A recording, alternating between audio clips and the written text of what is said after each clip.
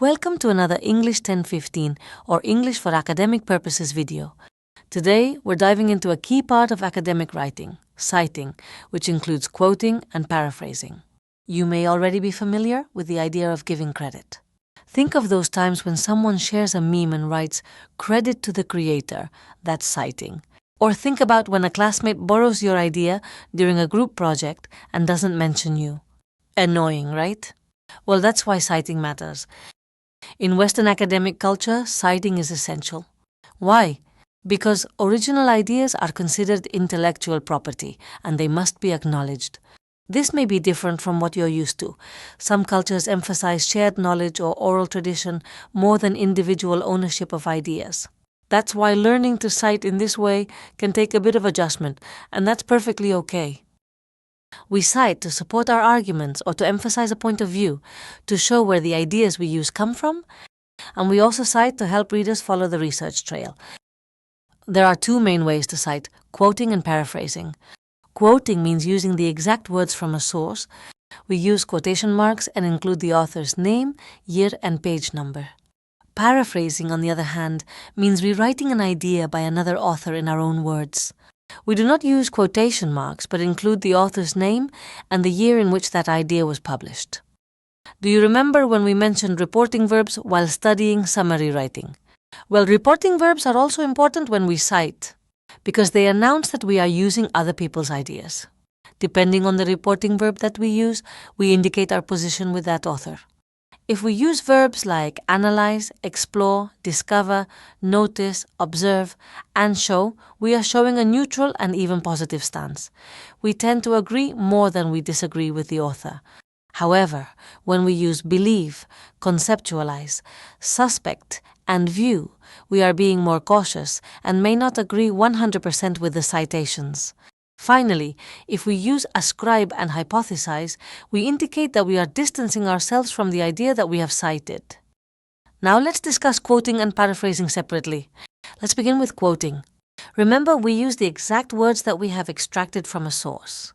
We use quotation marks and include the author's name, year, and page number. Notice that in the example, intelligence has been defined as the ability to use limited resources optimally, including time. We note in parentheses Kurzweil, the last name of the author, 1999, the year the book that contains that idea was published, and p. 18, the page where the quote can be found. This is what we call a within-sentence quotation, because the quoted fragment is less than 40 words or 4 lines, and it is fully incorporated into our sentence. When the quoted fragment is longer than 40 words or 4 lines, we use what is called a block quotation. The quotation is indented on both sides and uses a smaller print or font.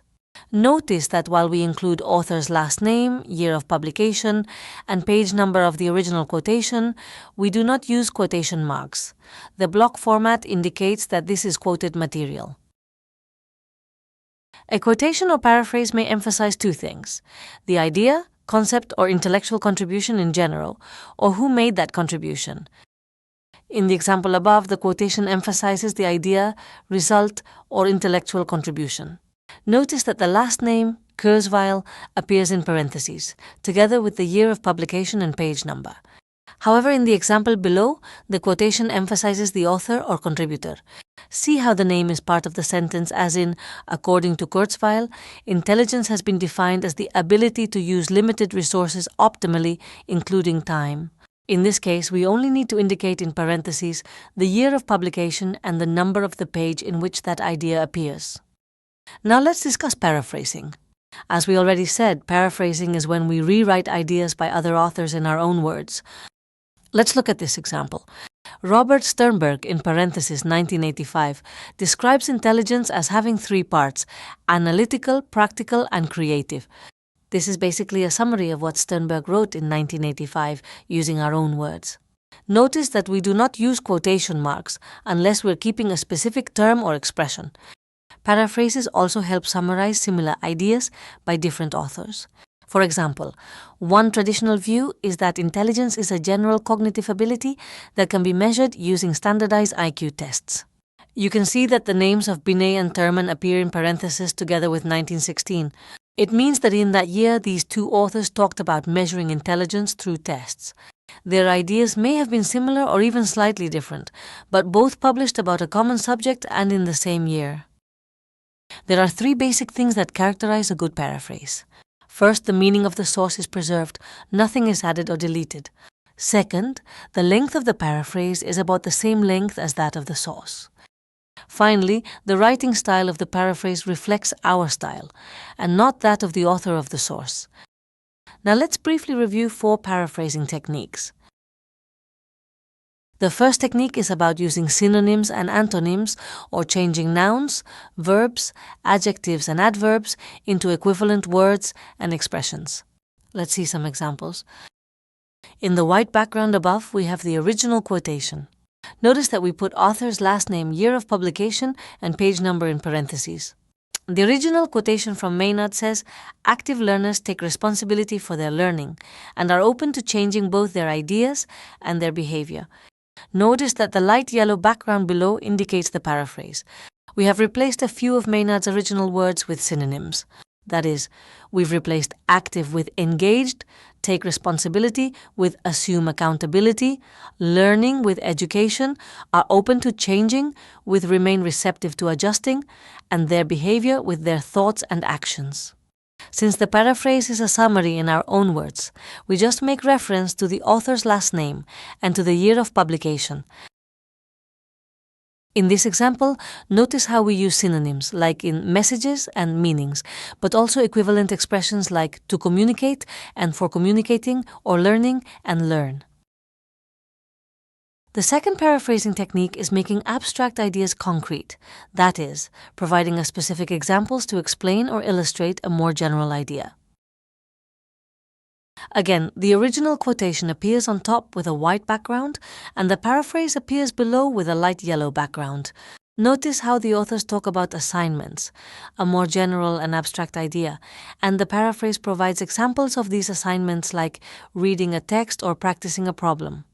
Also note how the quotation needs to include authors' last names, year of publication, and page number, while the paraphrase only requires the author's last names and the year of publication. The third technique implies changing a negative statement to a positive one, or the other way around. This does not change the author's idea or position. For example, Langan says that multiplex cinemas come with their own set of challenges. Frequently, you have to endure the noise from adjacent movies while attempting to immerse yourself in a peaceful romantic narrative. We paraphrase this idea as, very often you cannot enjoy a romantic film in multiplex cinemas because of the noise from the movie next door. And notice how the paraphrase summarizes Langan's ideas in less words. The fourth and last paraphrasing technique we are discussing today implies changing the voice of the sentence. By voice, we mean if a sentence emphasizes who does what or simply what happens. For example, in high school, most of your time is already planned, is a sentence in the passive voice. The importance is what happens, that your time is planned. Very often, sentences in passive voice do not say who does what. Like here, we do not know who plans the time. However, in the paraphrase below, we can read, in high school, other people will plan most of your time. This is a sentence in an active voice because it indicates who plans the time. So, changing from passive to active or from active to passive voice is another good technique to paraphrase. A very interesting thing is that artificial intelligence tools like ChatGPT or Copilot can help us to paraphrase. All you have to do is give them a prompt such as, "Can you paraphrase this for me?" and then paste the fragment you want to paraphrase. However, you need to keep in mind that no matter if you do it yourself or give the task to artificial intelligence, you need to make sure that your paraphrase makes sense and is clear to others. If not, then a paraphrase might not be very helpful. Also, keep in mind that citation rules and expectations can vary across colleges, courses, or even instructors. It's always a good idea to check your syllabus or ask your teacher if you're not sure what kind of citation or AI use is allowed. It's important to remember that giving credit to other authors is part of scholarly responsibility and academic integrity. When you do not acknowledge the ideas of others, in your writing, you are presenting as your own work something that you did not do. That is called plagiarism. Sometimes it's not intentional. If you forget to cite borrowed ideas, if you do not indicate with quotation marks that you have borrowed language from a source, or if you do not summarize or paraphrase in your own words, then your readers might be inclined to believe that you are plagiarizing. In other words, plagiarism is a sign of disrespect and can get one into real trouble, like being expelled from college. At this point, you might still be wondering when to quote and when to paraphrase. We usually quote when the exact wording is powerful, clear, or authoritative, when we are using a definition or a key term that the original author introduced, or when we want to compare how different authors express the same idea. And we paraphrase when we want to summarize an idea, especially if it's long or complex, when we are combining the findings or arguments of multiple authors, or when we are explaining the idea to a different audience, such as peers who may not be familiar with the original vocabulary. So remember, always cite your sources. Quote when using exact words, and include the author's last name, the year of publication, and the page number in parentheses. Paraphrase when summarizing ideas, and include the author's last name and year of publication. One final note, if you're using tools like ChatGPT or other forms of artificial intelligence, be cautious. If it helps shape your ideas, your teacher may ask you to mention that. But unless instructed, don't cite it as a source in the same way you would cite a book or article. In another video, we'll look at how to format your list of references for your assignment or essay. Until then, cite right, write strong. Goodbye.